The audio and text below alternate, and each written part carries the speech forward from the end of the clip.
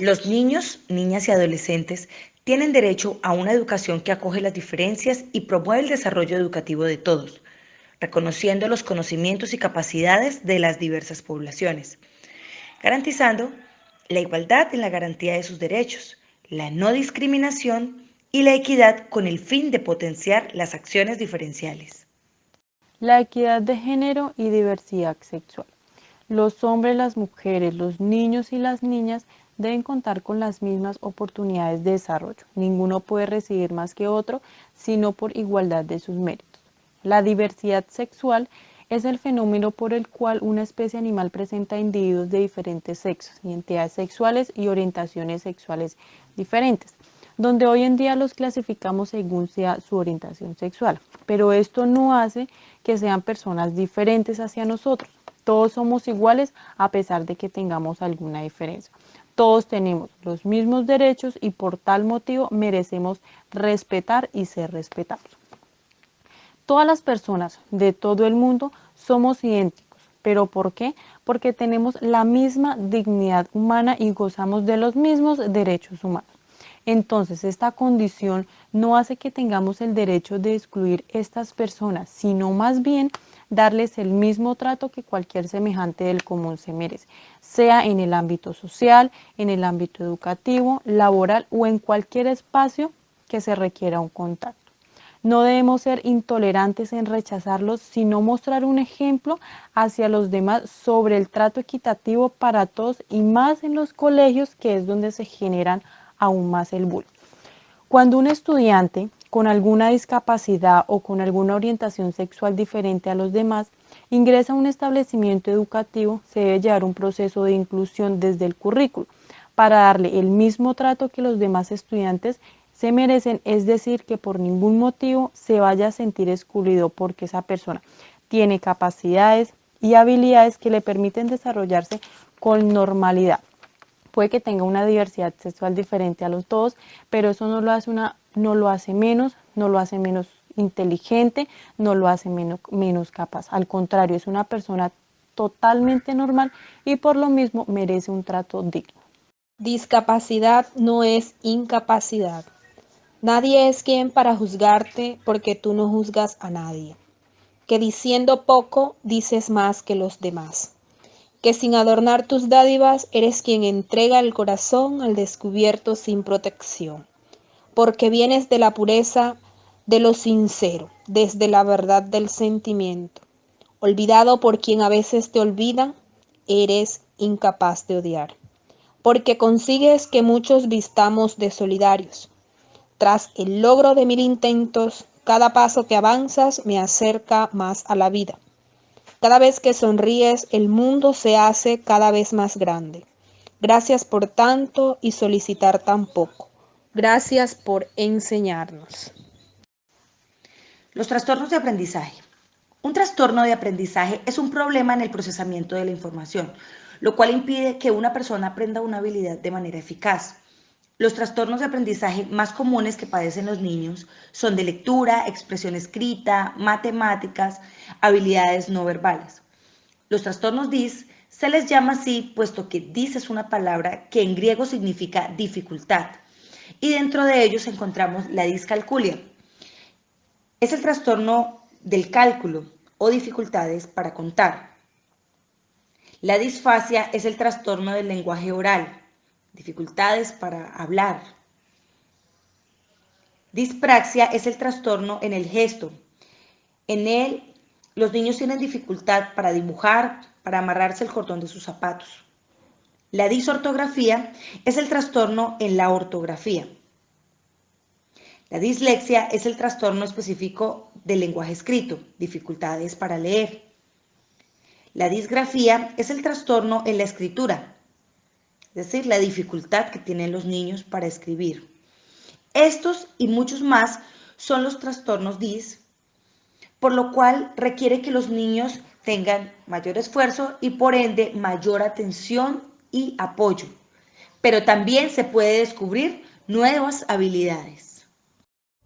Víctimas del conflicto armado interno. Para hablar de conflicto armado interno, debemos entender qué personas son reconocidas como víctimas. Según la unidad de víctimas, son aquellas personas que individual o colectivamente hayan sufrido un daño por hechos ocurridos a partir del 1 de 1985, como consecuencia de las violaciones graves y manifiestas de las normas internacionales de derechos humanos y de infracciones al derecho internacional humanitario ocurridas con ocasión del conflicto armado. Las víctimas tienen como derecho a la justicia, a conocer la verdad, a la reparación y a garantías de no repetición. El conflicto armado que ha vivido Colombia ha tenido un impacto sobre la población civil y en particular sobre la población rural, que ha traído como consecuencia la poca inversión social, la deserción escolar y dejando como secuela la pobreza y falta de oportunidades, por lo que es necesario garantizar la inclusión y efectuar un plan de atención integral que incluye el acceso a rutas de atención y medidas de reparación, además de garantías de un derecho fundamental como es el derecho a la educación. Cuidar y proteger a los niños, niñas y adolescentes del país debería ser la prioridad absoluta del Estado colombiano, pues los más pequeños son lo más valioso para una nación. Trabajemos juntos con el propósito de erradicar el trabajo infantil y que éste no sea un obstáculo para el efectivo acceso a la educación. El trabajo infantil es una violación a los derechos de los niños, niñas y adolescentes. Afecta su proceso de desarrollo, genera condiciones que vulneran el goce de los derechos y complejiza la construcción de proyectos de vida. Cuando un niño o niña incursiona a temprana edad al mercado laboral, sustituye el tiempo que debería dedicar a su propio desarrollo físico e intelectual para someterse a relaciones de sumisión. De esta manera, el trabajo infantil se convierte en una forma de exclusión social, en donde se exponen a las niñas, niños y adolescentes trabajadores a riesgos físicos y psicológicos que le imponen desventajas, falta de oportunidades y limita sus capacidades al impedir su pleno desarrollo. Es importante enfatizar que la familia y la sociedad son corresponsables junto con el Estado de la protección integral de las niñas, niños y adolescentes. Por ende, como ciudadanos y como educadores que somos, tenemos el deber de denunciar este hecho ante las autoridades competentes. No al trabajo infantil. La infancia, que sea un tiempo para crecer, jugar y aprender. Los niños que trabajen, pero para alcanzar sus sueños. La educación intercultural es un enfoque educativo que tiene un carácter inclusivo, donde se parte del respeto y la valoración intercultural.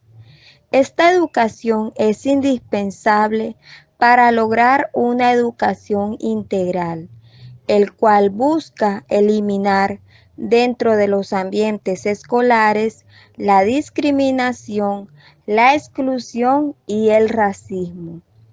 Este tipo de educación reforma el quehacer docente, tratando de responder a la diversidad cultural, promocionando el respeto entre las culturas y su aceptación.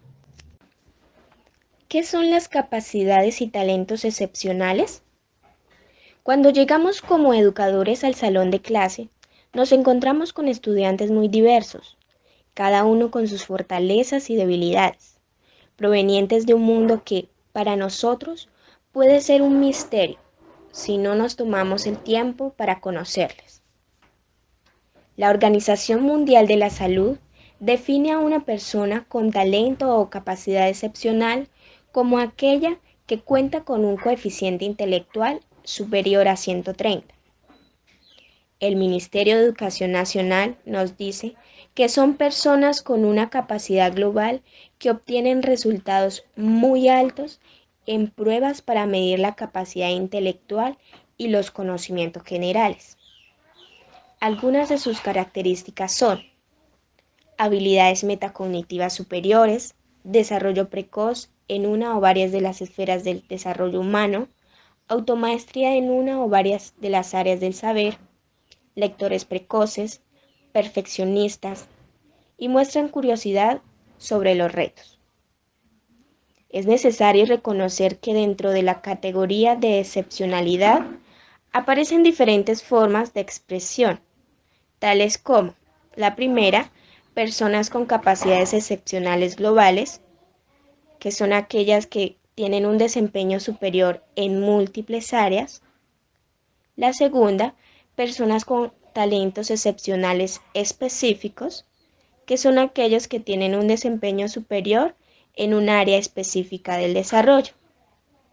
Y tercero, personas con capacidades o talentos excepcionales y discapacidades asociadas, o doble excepcionalidad, que son aquellas que presentan discapacidad en una o varias de las esferas del desarrollo y simultáneamente presentan capacidades o talentos excepcionales en otras. Educar para la sexualidad. El programa Educación para la Sexualidad y Construcción de Ciudadanía es una iniciativa del Ministerio de Educación Nacional y el Fondo Población de las Naciones Unidas, cuyo propósito es contribuir a fortalecimiento del sector educativo en el desarrollo de proyectos pedagógicos de educación para la sexualidad, con un enfoque de construcción de ciudadanía y ejercicio de los derechos humanos sexuales y reproductivos. Han sido evidentes las necesidades de las escuelas para desarrollar los proyectos pedagógicos de educación para la sexualidad, en su mayoría relacionadas con materiales educativos con formación de los docentes, lo que otorga prioridad al mejoramiento de las prácticas educativas. Este programa se convierte entonces en la mejor oportunidad para avanzar en la formación para el ejercicio responsable y autónomo de la sexualidad.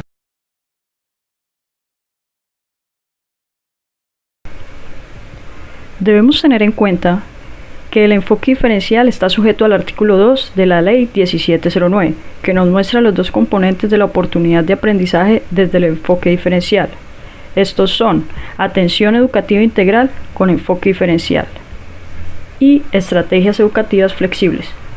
En este video les presentamos el componente 1 abarcando su totalidad, verificando niveles de importancia y la necesidad de implementación de estrategias para las mejoras educativas. Muchas gracias.